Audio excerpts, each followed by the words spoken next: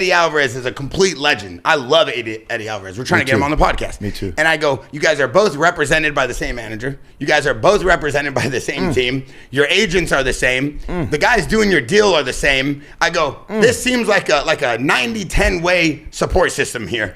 And you seem like the stepchild who they're just bringing along to the fight. And I hate to say that, but that's the facts. And as a businessman and as a friend, I have to separate those two sometime. And I FaceTimed him and I said, Jeremy, you're going to go to this fight. And I guarantee you, if you put on a show, they cannot doubt you anymore. They cannot push you aside anymore. They cannot treat you like the stepchild anymore. Man, shut up. Let the guest talk. God damn it. I want to hear him. Man, dude, keep going. Did that motivate facts. you? Did that motivate That's all facts, bro. That's all facts. Proud of you. That's all I want to say. No one controls me, dude. So, yeah, my management team had him picked. David Feldman, I called him the other day. He told me that dude's jaw's wired shut. And I have absolute respect for Eddie Alvarez, by the way. You should do this podcast. He's amazing. Broke his jaw. His jaw's wired shut.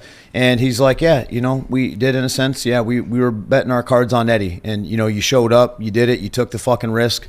Feldman, if anybody, he's been in the fucking mud, been in the ringer, put his second mortgage on the house. He betted on me. But, authentically, yeah, they were betting on him. I signed my contract Thursday. I'm not fucking lying. So who's lying? Is it Feldman or is it my team that went against me and did this stuff? So, yeah, real raw, authentically, bro. I signed my contract Thursday, fight week. I'm damn near breaking down. I had just, my 2-3 coaches, my real longtime friends. I said, hey, dude, this is it. This is the money. I asked for more money. I wasn't given that, dude. And then all of a sudden the last thing, and I was like, bro, we're at where we started weeks ago.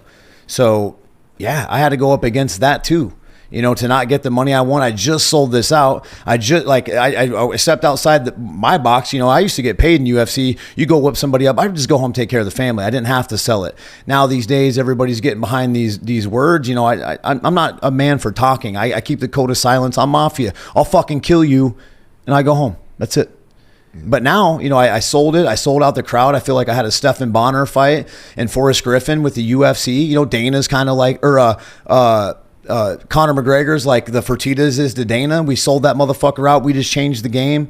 2 legends. And and I don't forget about all the fighters and everybody who put a pound of flesh and skin in this game to make BKFC what it is, people behind the scenes, but they all went against me. There was very few that really could see the intensity, the look in my eyes, my team, motherfuckers who really had my back, the sponsors. I was reaching out. I didn't get shit from nobody.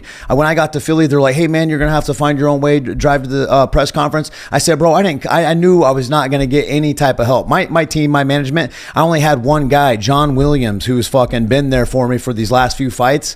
When I fought Jimmy Rivera on that first fight, my manager was in Eddie's corner. Eddie's got his face caved in. I drew the line back then. So when it came to fight week, bro, there were some of my people in my management team, I didn't even respond to them, just like those people that were talking all that shit. The reason why had nothing to do with it. I didn't take it personal. But I drew a line, motherfucker.